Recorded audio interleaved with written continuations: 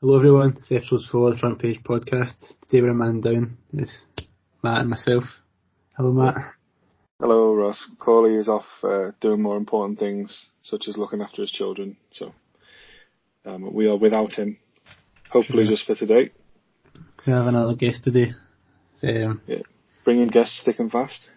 Yep, a Team Calbon member had a fight announced recently. Last night, wasn't it? Just last night his fight was announced. So it's heavyweight for Cage Warriors, Tom Aspinall. Look forward to having him on. He is currently picking up his car from the garage, so he should make an appearance at some point. Yeah, hopefully within the next sort of 5-10 minutes. He's just sent us a message actually, if you want to check that, Ross. Oh, right, I'll check that out.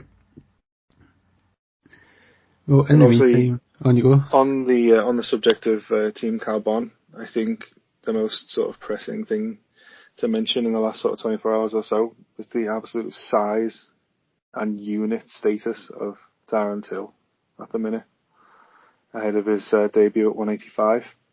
Yeah, it's going to be absolutely massive.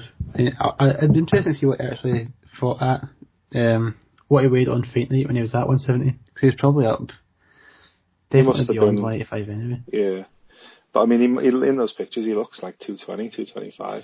Yeah, he's huge. His biceps are massive. That's what stands out to me. Who would ever thought when he's going up to middleweight that he would have to cut so much? Yeah. He's going to have to do a big cut just to make middleweight. He'll probably come in bigger than Gastelum, in my opinion. Yeah, I think so. Okay, I now have Tom Aspinall's Skype username, so let me just get him added. It's a mixture of numbers and letters, so it'll take me like 2 hours to get this added, but when I do, I can get him in. Yeah, so I know people have been talking about him, like maybe not having the size to go against some of the other middleweights, but I mean he's 6'2", 6'3", isn't he? And he's obviously got a big frame. I think he's looking like he could even take on light heavyweight at some point in his career. With the size of him, I mean he'd have to cut 20 pounds, I reckon, to make light heavy at the minute. Yeah, there was like overwhelming negativity when the fight was announced. Yeah. I mean, I always kind of thought that it was one of those fights where it's a huge risk because obviously Gastelum is a skilled guy, but with massive reward. So I'm as long as he's worked on his defence a bit and keeps his chin down a little bit, because he can leave himself a bit open. I mean, I've got no doubts he can knock Gastelum out. It's just whether he can keep Gastelum from knocking him out, I suppose.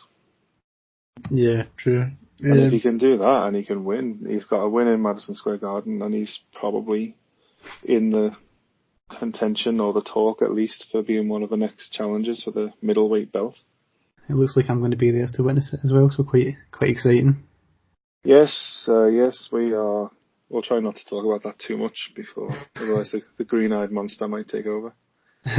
We have a Front Page MMA MSG correspondent. Yeah. So I expect live reporting. Yeah, I'm going to try. Otherwise, you'll be, you might get sacked. I'll just weasel my way into the press, but I've got a suit on, just kind of hide behind people. So on a slightly less glamorous subject, we may also be at Cage Warriors Liverpool at the end of the month. Very true. Hopefully, waiting on sort of response from Cage Warriors themselves, but hopefully we'll be in the press part for Cage Warriors in Liverpool. That will be an experience.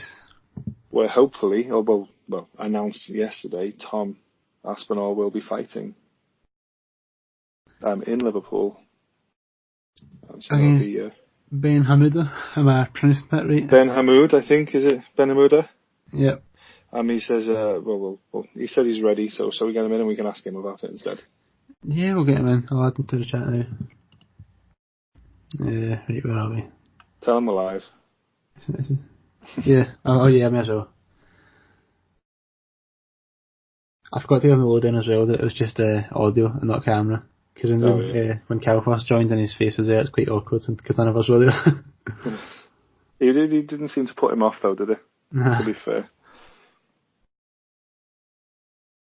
Well, I'm just getting this sorted. The other kind of big story from today or yesterday, whenever it came out, is that Gustafsson wants to come back and fight Rockhold. Yeah. Not the best call out. I mean, it doesn't fill you with excitement, does it? Not one bit. I mean, I think Gustafsson could still beat Blachowicz in my opinion. And Blachowicz he basically won that fight from start to finish, in my opinion. Yeah. Against Rockhold. So, I don't know. It seems like he's coming back for an easy fight against a big name. Yeah, I think it's one of those, he's kind of, I don't know, how quick is it? You leave your gloves in the octagon, you make this big statement of, showing people that you're done and you're leaving your gloves behind, and that's that. And he's been basically talking about coming back ever since he did it, so. Yeah, I mean, if he was to come back, that has to be the smallest turnaround from retirement to the return, surely. Yeah. And if he does get, Rockhold, then I'm sure it'll be a fight on a decent card. It probably won't be a pay-per-view card, maybe unless it's, lower down on the card. But, fair enough, why not? Come and get a bit more money. Retire again. Yeah, people like him. People like to hate Rockhold.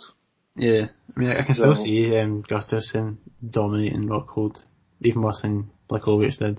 Yeah, as long as he's been in the gym, at least, I suppose. I'm sure he has been. If Yeah, he I'm wants sure he to has come been. back.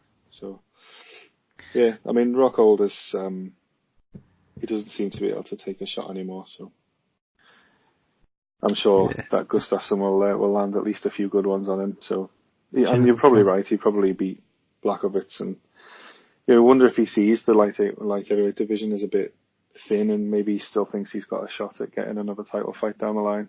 I can't blame Gustafsson for retiring though, because when he looks at the division, he's got John Jones there, who's beat him twice. I mean, he's going to be one of those guys who hovers around kind of 1, 2, 3 in the rankings, but he just can't get the title. So at that point, what are you taking the damage for? Like, yeah, that's true. And you've got family to think about as well, and I guess he's it's an itch though, isn't it? I guess he wants to try and scratch it before he goes. Yeah. I mean, he's been the guy. I mean, obviously DC's lost to Jones, and obviously now to Stipe as well. But he's probably that one guy who previously was the one who was closest to sort of getting both of them. True. Yeah, he gave them both the hardest fights. Yeah. So he's probably got a bit of what if left in his mind. But he's older than Jones, and Jones isn't going away anytime soon. And I don't see him beating Jones now. I think Jones has got him in the head, to be honest. Mm. And well, we'll see. Hopefully, if he's coming back, I want him to come back. I don't want it to just be that, oh, I miss it, I want to come back for a fight. Yeah, come back to actually win a title again. He has to come back, Yeah. I hope anyway. We have word now that Tom Aspinall's on standby, so I'll get him added into the call and get this kind of interview underway. I'm looking forward to hearing about the Fury business. One. So can you see his username on your screen right now? Hold on. Hello. I can, yeah, I can. Hello, Tom. Hi, Tom. Am I doing the right thing? Are we all good? Yeah, I think we are good, yeah. I'm a Skype virgin, so I don't know what's going on with it. I'll pop in that cherry right now. Yeah. Yeah, mine was popping up that long ago, so we're in similar boats. Doesn't take too long to get used to it. But yeah. So, how are you doing? Are you there? Have we lost him? Is this what Skype virginity does? Yeah, Skype virginity. The troubled waters of Skype virginity. I'll check my Instagram, see if he's said anything. Sorry, I'm not talking to no Scouser. What? Probably heard a Scouse accent and off he's gone. Oh yeah, that's way. I'm just going to tell him, it seems like he's muted. Can you hear us? Just like him on an Xbox Live party from back in the day. I can hear you, can you hear me? The hassle. I'm so kind of sniffy right now. I hope it's not going through the mic. I'm so ill. What's up with you? Just a flu kind of thing? Pretty much, yeah. But when you're diabetic, The common cold is just horrible. Yeah, he can still hear us. Maybe we should hang up on him and then we'll get him back in. Tom Aspinall has left the party. Yeah, he's gone. Give him another call and then. Oh, he's busy joining. Here he is. Are you there, Tom? Yeah, I'm here. Can you hear me? Yeah, we can hear you. You know, yeah. Happy days. Right. Good. I don't How know are you what. doing? Yeah, I'm all right. Thanks to you. Yeah, good thing. How's your car? I've still not picked the fucker up yet. I'm supposed to pick it up at R5, which is good because I thought you had to record me. You see, so I can just go on the phone. It's no big deal now, is it? I can just drive and talk. I thought you had to record. Right. Yeah, we're not quite ready to get our mugs out on the podcast videos yet. So. Why's that then? I don't know. I'm sure we will soon. I think Ross is hankering for it, so we'll see. Wow. It's the third guy, the one who's not here today. He doesn't particularly fancy it, but one day we'll force him. They go on YouTube, these? Yeah, they will be. Yeah. Oh, so it looks better with the video then, if you're going to record. Like Ross does some magic with photos and editing and stuff. So. Oh right, okay. So I think magic is quite generous, but I do stuff. They do on Spotify as well. So. Yeah, Spotify. Hopefully it'll be on iTunes eventually, but they're taking forever to approve it. So we'll start off, I guess, with the big news from last night that you have a fight in Cage Warriors Liverpool at the end of the month. Yeah, I've known about the fight for a bit. It's just that my opponent has only just been confirmed this week. No, last week. I knew about it from last week, but it's only just been confirmed this week. So yeah, happy days. So hopefully ending in a slightly different way to your last Cage Warriors fight. Which, you got the win, which is obviously great, but not so good for your opponent. Well, I'd hope it'd be different. If that happens again, I'm pretty unlucky, aren't I? Well, you're just good at checking kicks. Yeah, but you don't want that to happen. No. How is he? Have you spoken to him since? Or? Yeah. I follow him on Instagram and stuff. He seems to be back training from what I can see, but obviously I don't ask him like what he's doing or anything, but he seems to be moving around on it and stuff. But I wouldn't feel good with it. Oh no way! I remember watching it at the time. It's just horrible situation, isn't it? Yeah, mate, it's rough. He put a video of him on Instagram of him like kicking the bag and stuff. And I was just like cringing watching it. Do you know what I mean? I was like, oh, God. So what's that like at the time when you look down and you see what's happened? What are you thinking at that point? I just felt sick, to be honest. It's just not nice. It's just not nice. There's nothing good about it. No, I can't blame you. No, hopefully, with this one, there's a bit more positive about it.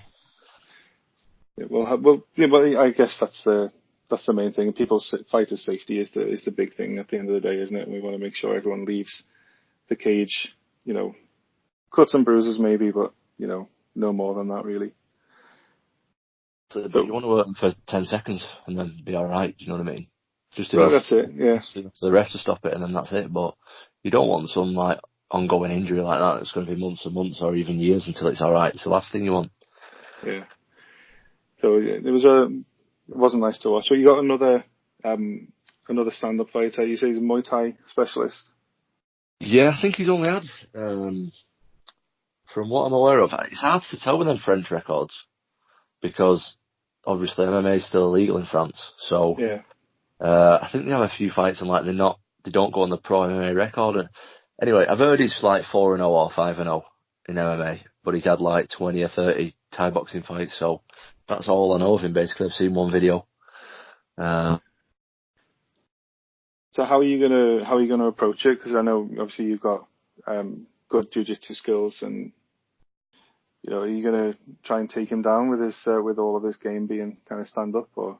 I don't know. Maybe he does have a game on the ground. I don't know. I've not seen him. There. There's very limited footage of him on YouTube and stuff. So I don't know. I'll just go in and feel that out and see how I feel and see what happens. Really, I don't really.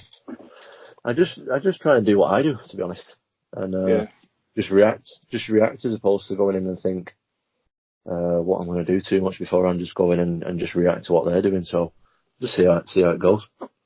Yeah, you kind of get the impression from your Instagram, you kind of like that just because you've always got this hashtag like anything can happen at heavyweight. You kind of know that, at any one time, the fight can be done in a second, can't it? So. Yeah, I think you got to be realistic, especially at my weight. It's like you got to be really confident. I think to be an MMA fighter, confidence is one of the most important things that you can have, as well as skills and all that, the rest of it. But what else you got to be, and what not a lot of MMA fighters are, is realistic. And you've got to be realistic to the fact that at any time they can hit you and you can go unconscious. You've got to be realistic, so you can't be surprised if that happens. See, that's where a lot of people go wrong, I think, is they'll take one or two losses and they'll be finished because their egos, they never mentally prepared themselves for it, you know what I mean? You've got to, like I say, anything can happen at heavyweight. You can get hit with one and go over, even if you're a lot better than your opponent, you know what I mean? Just takes one, so you've got to be... Yeah, there's always that puncher's chance, isn't there? Anything can happen. At any weight, but especially with heavyweights. So you've got to be ready for anything, really. So we take it back a little bit to you starting off your MMA career. I think your first pro fight was at the end of 2014. So how did you get into MMA and how did you sort of become a pro? Well, I've always done. My dad's like a jiu-jitsu coach, so I've always done jiu-jitsu.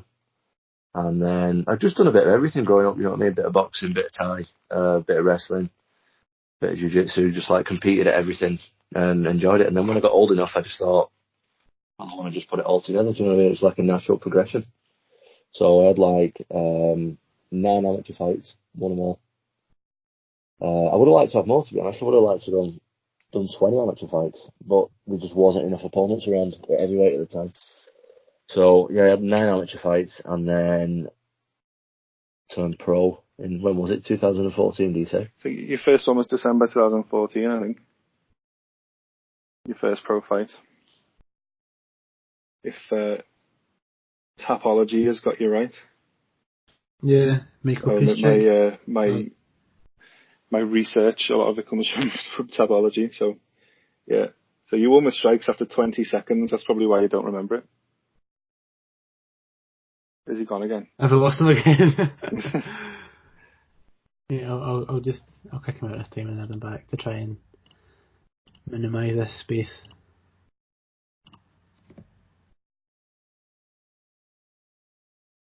Hello. Hello. I don't know what's happened. I didn't even press anything. That's cool. Well, what's going on? Yeah. So did you hear? I don't know. Yeah. So what I was saying was just, I don't know what I was up to with it, but I was basically just saying that I remember the fight. I just don't remember when it was. Yeah. I mean, I guess a big debut. I mean, it lasted hardly any time. I'm sure it's one of your best memories. Your first 3 fights were only sort of a minute in total. Yeah, that's why I lost the fourth one, because I had no experience and I was fighting this guy. So yeah, I just thought when I lost that fight, I just thought I was going to run through everyone. Do you know what I mean? I had no experience fighting someone who was really experienced. Yeah, you had like an overconfidence came in. Is he gone again? This is fantastic. Hello. I don't know what's going on because I'm not pressing anything. Honestly, I've just got the phone to me here. Must have bad signal where you are or something. Oh, I don't know if this is happening, but I do it quite a lot if I'm on the phone. My ear can sometimes press the mute button. I don't know is that happening now? I've got you on speaker now, so hopefully I won't do it. Put you on speaker. I don't know, where was it up to when it got off? Are you talking about the experience of, it was Austin, I think, who beat you there? Yeah, that's just when I learned how important experience really is, you know what I mean? When you got 3 fights and fighting someone who had about 15 fights at the time and they've seen and done everything. Doesn't matter what your skills are. You know, if you've got similar skills, the experienced guy's going to win most of the time. So that's why that's why I think it's important now to get as many fights as I can before I step up in levels. So is that your goal in the end? Then obviously Cage Warriors is a fantastic promotion, and hopefully you'll get the belt the heavyweight belt in that promotion. But where do you see yourself in the future? My plan is I want to win the Cage Warriors title, then I want to get signed by the UFC, and then I want to win the UFC title, and then I want to retire. That's my plan. But in a slow version of that. I'm not in any rush. You know what I mean? I don't want to fight I don't want to fight for the Cage Warriors title next. I'm not bothered about it. I just want to get my career at the moment is just about, for me, just getting as much experience as I can. That's what I want. Is it just fighting more regular and getting more experience inside there, because I've not got much. Well, how many wins do you feel that you are away from a title shot potentially in Cage Warriors? How many wins do you think I am away? Yeah. I don't know. It's not something I've really thought about, to be honest. I know they've got a pretty shallow heavyweight division, but it's not something that I've really got my eyes on at the moment. Is winning a heavyweight title. Maybe I'll have a couple more and I want to fight for it. But as it stands at the moment, I'm not in a rush to fight for a title. Kind of each day as it comes, each fight as it comes kind of attitude is probably the best one. I mean, if you get too ahead of yourself, kind of lose sight of where you are now. Well, like I say, I already did that early on, and I learned from that. And also, I think a lot of UK fighters do it wrong, in my opinion. Is they go like they get like, say, decent record of like 6-1, 7-1, 8-2, something like that, and they get in the UFC and lose a couple, and then the career's over. I don't want to do that. I want to go in. I just want to like be experienced enough and ready enough to go for the title, like pretty much after a few fights. That's what I want to do. I don't want to be in there, win a couple, lose a couple, and then get kicked out. That's not what I want to do. I want to get in there, stay there, make a big scene, and then get off. Off in the smoke. Yeah, pretty much. Yeah, I don't want to be fighting in my 40s. I'm not doing that. You've still got time on your side anyway. That's for sure. Yeah, I've only just turned 26. I've got another 10 years. Then I'm done. Yes, we were talking to Juan Adams, already a UFC heavyweight, and with a couple of defeats on his record. But he was saying as well, if he's still fighting at 40, then he's done something wrong. Kind of that same attitude. I don't know. It would be hard to get out of it. Do you know what I mean? Because, like I said a minute ago, I've been involved in martial arts my whole life, basically. But so it would be hard. I think the main thing about fighting for me is like it gets me life in order. I know that sounds stupid, but it gets me like routine going. It keeps me like healthy and stuff like that. It's not just getting in there and having a fight. So it would be hard to see when I've not got a fight booked. I find it hard to like train hard and diet a little bit and look after myself as well as I would when I've not got a fight. Do you know what I mean? Yeah. Would you consider like coaching, being a corner man in the future? I do a bit of coaching now. I teach a little bit of jiu-jitsu and stuff, but I've done a couple of corners in the past. I don't think I'm great in the corner, to be honest. I'm a bit nervous. Maybe it's something that I can work on. I don't know. Maybe with experience I'll get better, but it's something that I'm always going to be involved in. Yeah, it's just something I was thinking. You instead of your own fights, you could have like your charges fights being the ones that sort of kept you focused. You know, people are difficult to deal with, though, aren't they? It seems like a lot of stress. That I don't know. Oh, well, yeah, people are difficult to deal with. Try and interact with them as little as possible. Yeah, I think that's fair. So you had a little bit of a break from MMA to go and try your hand at boxing. You obviously got a good win on your record as well there for another first round knockout. So what made you leave MMA to try and have a go at boxing? There's not much I can say about it, really. I enjoyed boxing. I liked it, but boxing's not what I thought it was, to be honest. Not what I thought it would be anyway. I mean, boxing is just boxing, but I mean, the professional side of boxing is a bit odd. I don't know, it's just like, it's all set up, boxing. It's all set up, do you know what I mean? So you're a bit sort of disenchanted with it when you got into it? No, I enjoyed boxing. I really liked it, and I was with a really good team and everything, but it's just not something that I could have seen myself doing. Like I say, I've got about 10 years left, I think, give or take, and it's not something that I could see myself doing for another 10 years. It's like, I don't know. I just found it kind of boring, to be honest. It's just like punching every day. Like when I've worked on so many other stuff over the years, I just found it a little bit boring. Lose your variety. Yeah, a little bit. It's just, I just couldn't imagine just punching for another 10 years. It's got to be something else. So what do you mean? What do you mean you said it felt set up? Is it the whole kind of side of like the politics to boxing? There's so much politics involved. Was that kind of off-putting? Put it this way, they nearly didn't give me my license. For what reason? Because I'm an MMA fighter.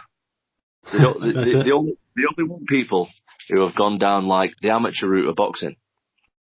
and like done it that way. Do you know what I mean? They want people straight from the amateurs turning over to boxing and doing it that way. They sent 2 different guys on 2 different occasions to come down and watch me spar to see if I could defend myself all right. And I was like, oh mate, it was ridiculous. I had to go on 3 board meetings in Bradford, which is like miles away from where I live. Like I said, they sent 2 guys down to watch me spar, and it's like, mate, just YouTube me. Like it'll save 2 people coming down. Just YouTube me, and you can see that I can defend myself when punches are coming at me. It does seem like when you go, mate, sorry. No, it was just very odd. It's like a close shot boxing. It's just dead clicky and that. Yeah, I was going to say, it seems like the kind of boxing as a whole doesn't seem to like MMA very much. Yeah. Well, first of all, I went to this board meeting, right, and there was like a load of old fellas there with suits on and that, like old, like proper fossils, like in the 70s and that. And so they sat me down and that, and they said, "Well, what is it you do then?" I said, "I do MMA." They said, "Oh, how many fights do you have?" I said, I don't know how many I had at the time. I said, altogether I had about 15 or whatever it was. And they said, well, what is it, that MMA then? Is it like kickboxing? And I was like, well, have you seen the UFC? And they were all like, no. None of them had even seen the UFC. It's really odd. They don't know what they're missing, really, do they? A lot of misunderstanding about the sport, isn't there? I think people see it. I mean, it's changing obviously a lot. But sort of 5 years ago, even people were, people who didn't understand it thought it was extremely barbaric and a bit brutal. And obviously, as we can tell, it's not even legal in France yet. And they've got one of the best kickboxing pedigrees in the world, but they don't. MMA still not legal. It is strange. Over in France especially, it's kind of weird because I thought this is the second French guy I fought. And I'm watching like French shows and stuff, and it's illegal, but they still have fights there. They'll have like fights in a ring, and they'll make it like 4-minute rounds rather than 3. But it's not classed as a pro MMA fight, even though it is. Do you know what I mean? They try and it's a fight, but it's not a fight. If that makes sense. Like a loophole. Yeah. It's like an exhibition fight, but it's a real fight. Do you know what I mean? But yeah, it's like some kind of loophole they found. Well, they've got so many, haven't they? They got like that Duquesnoy, who was on one of your cards that you fought on. Oh yeah. They've got Cyril Gane and Ganu. They've had loads of MMA fighters, and even though it's not legal in that country. Yeah. And also that Cyril Gane, that new prospect, he looks pretty scary. They're from France. Who was it he fought again? He won like a first round submission, I'm sure, not long ago. It's like Ganu's like protege. Is he like the mixed race fella? Yeah. Yeah. Good. Yeah, he's got better ground skills than I thought he would have. To be honest, the size of him, he's absolutely huge. He's like Ngannou, but with jiu-jitsu. Yeah, he looks like jiu-jitsu anyway. Good Kimura or whatever he got him with, I can't remember. It was decent, I remember that. So obviously, it didn't take him long either. Nah, I was going to ask quickly because I can't help but ask. But obviously, your teammate Darren Till has a pretty big fight coming up in MSG. What's the kind of atmosphere in the gym right now surrounding you? It's just the same as ever, really. Just a fight. Same as ever, yeah. Same as ever. I wasn't he's sure. a Scouser, isn't he? So he's down to earth. Yeah. I mean, it's just. I know it's a big fight and stuff, but at the end of the day, he's not the only person who's got fights coming up. There's about 10 other people with a fight coming up, so it's just at this point. I mean, obviously, it's still quite a while in it till his fight. It's just another fighter who's got a fight, really.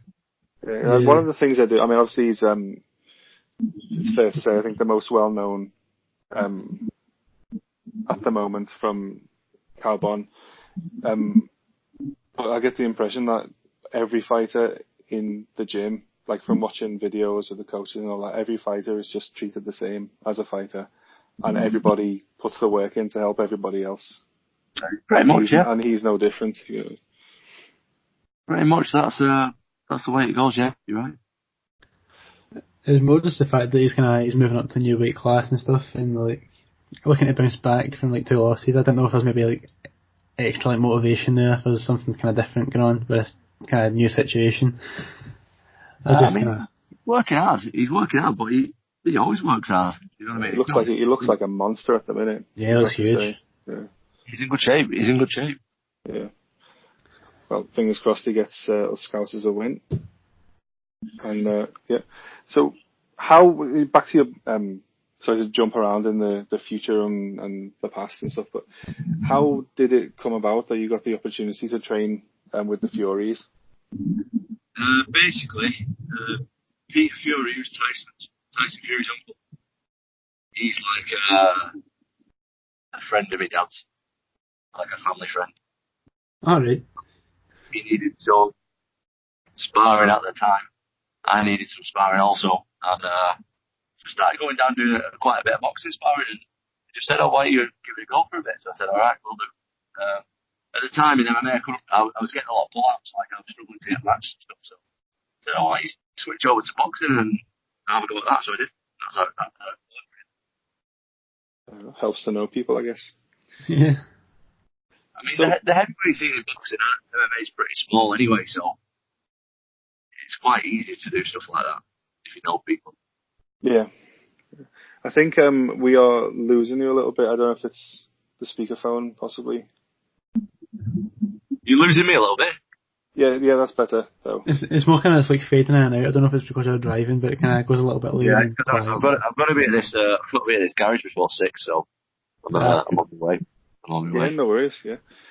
So, obviously, at the time, Tyson especially was getting a bit of a shitty time from the press.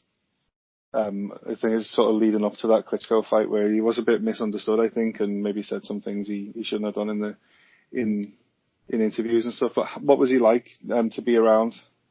Well, do you know the way he comes across right now in the media, and everyone loves him and stuff? Yeah. That's the way I've always seen him. He's always been like that. But at the time, like you say, he had some like weird persona going on with the media. But since I first met him, he's always just been really nice to me. I literally can't say a bad word about him. He's always been just like he is right now, just funny. He's just a funny guy.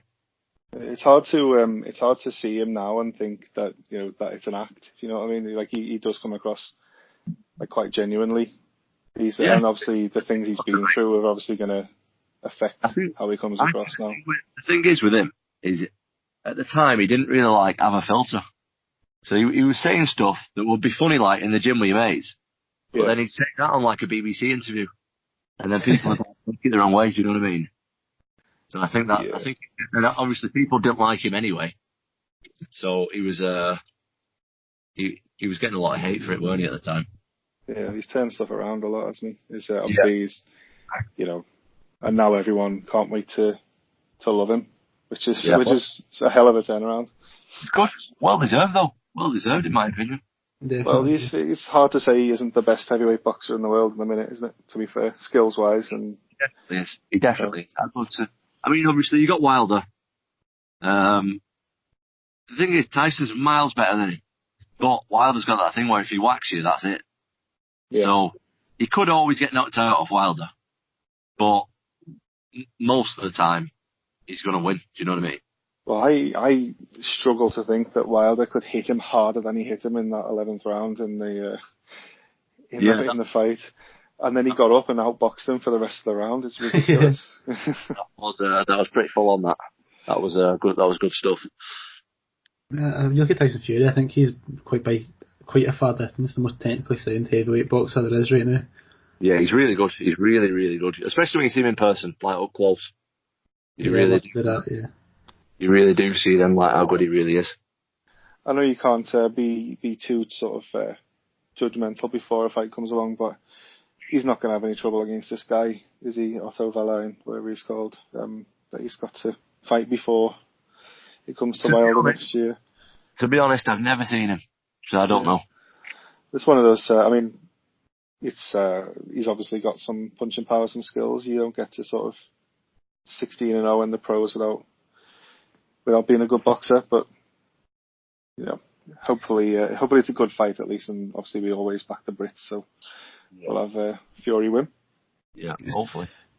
It's not too relevant to the current subject, it's to do with boxing, but how did you both feel about Anthony Joshua claiming that Ruiz hit him with a lucky punch from the gods. It was an interesting quote, that one.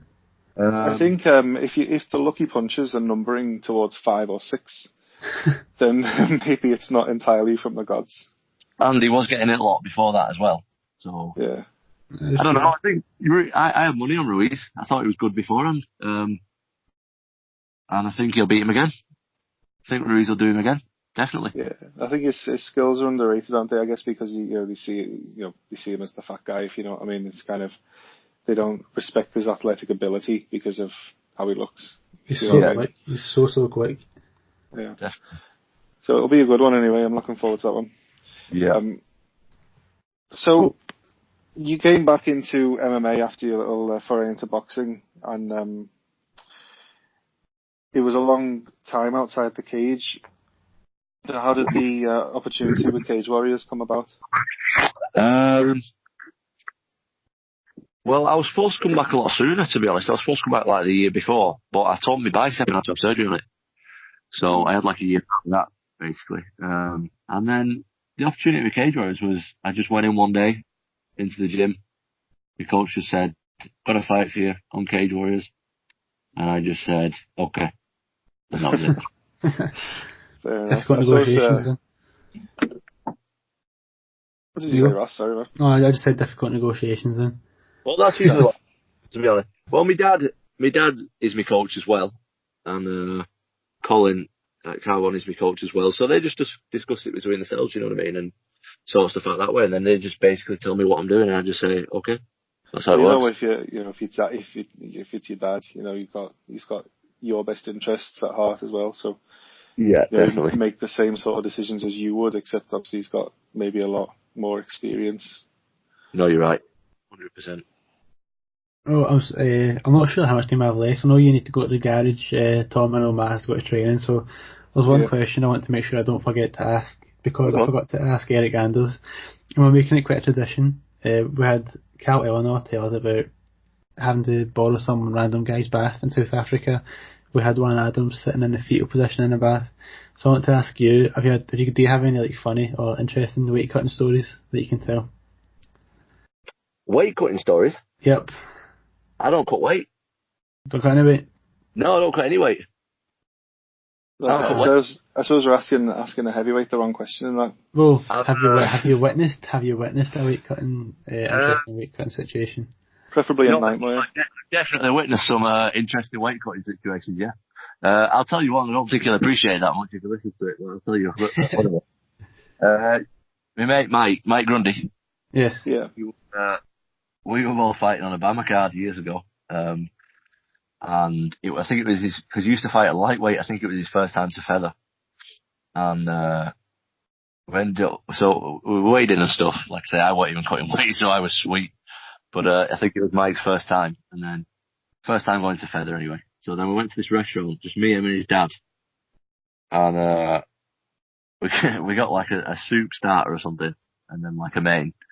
I can't even remember what the main was, but yeah, we got this soup starter, and then so Mike has the soup starter, and he just drank it, and he just said, "I'm feeling a bit full." I said, "So what's going on?" He said, "I think I've just had it too quick." He said, "I think I should have slowed it down a little bit." So I said, "All right," and then he said, "I'm getting a bit tired actually." I said, "All right," and he was in this pretty fancy restaurant. And we had like trackies on and that, do you know what I mean? We'd just been to a weigh-in and it was pretty fancy, and I think it was Birmingham. No, it was Wolverhampton it was.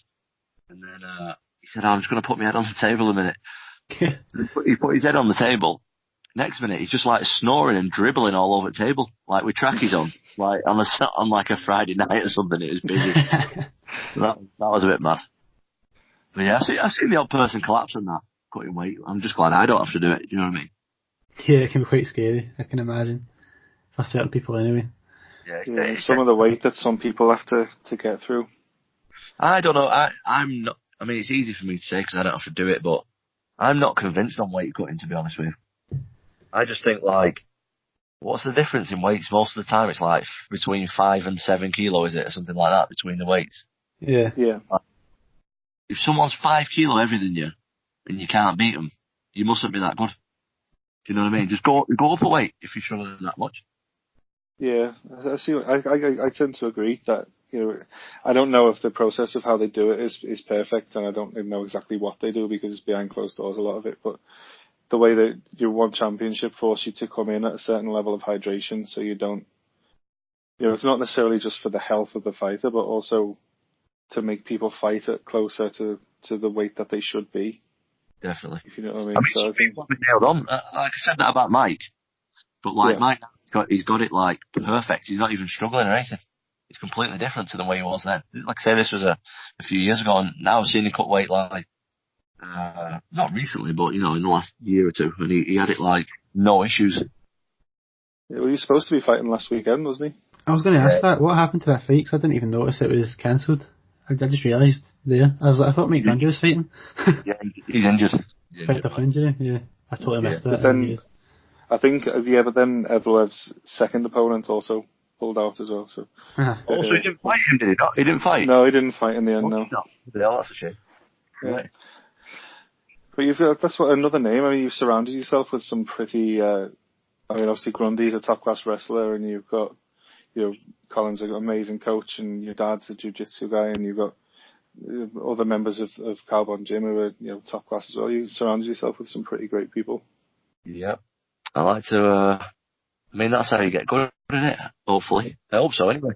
I hope so. I've been wasting my time. I'm sure we'll see you with some belts wrapped around your waist in the future anyway. No, definitely, you definitely will. Yeah, you're right.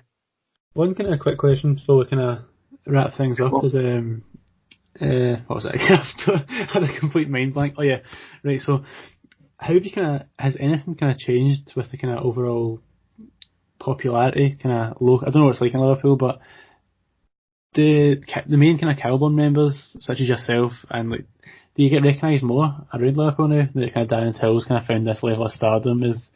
How's things changed for Cowburn in general?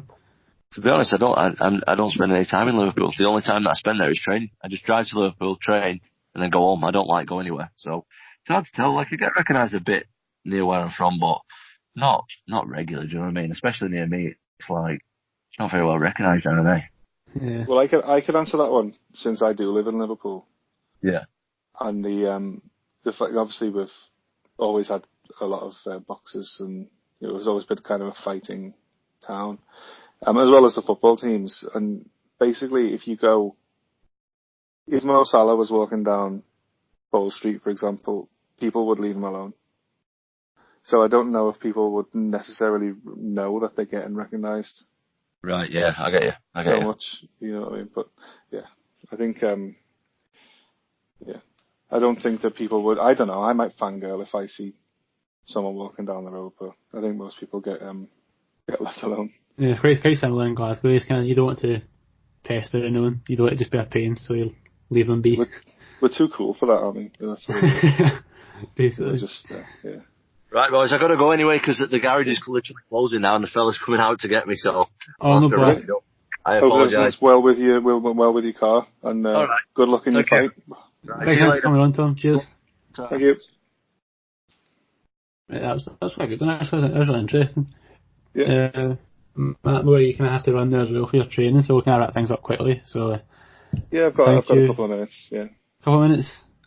Well, you know, we tend to get off on tangents. It's probably best we just wrap it up, to be honest. Yeah, I'll go and get my gi on then. Yeah, we can do a live gi. You can get my gi live on air. No, I'm alright, thanks. You get the camera on. I don't want you to hear the sounds of me trying to get into my rash guard. Quite interesting, I can imagine. Well, cheers anyway, Matt. We'll do this again soon. Next guest, we've ran through the kind of immediate list we had. Next guest, potentially Jason Knight. Yeah, hopefully. Well, we've got a few sort of fingers in some pies, so hopefully we can sort something out in the next week or so. Waiting to hear back from Ross Houston as well, so there's a couple kind of things on the go, so we'll see what happens next. And thanks again to Tom Aspinall for coming on. Great guest. Some good stories and some good insight into how things are in Carbon and, you know, the Fury's gym and that kind of thing. So really great guest. Thanks again for coming on. Definitely. Well, thanks, Matt, also for coming on. Thanks to anyone who listened. Thanks, Cauley, for not coming on. You lazy shit. How much better was it? can I, Cauley? I'm sorry. No, I mean it's true. It was way better without him. Anyway, on that, to be honest, when Tom came on, I thought, wait, has Cauley got Tom's name? Has Cauley come in? Because we had such a similar accent. That's true. Yeah. Well, I think that's everything. Cheers, Russ. Thanks to anyone who listens, and yeah. Thank you. We'll see you soon. Bye.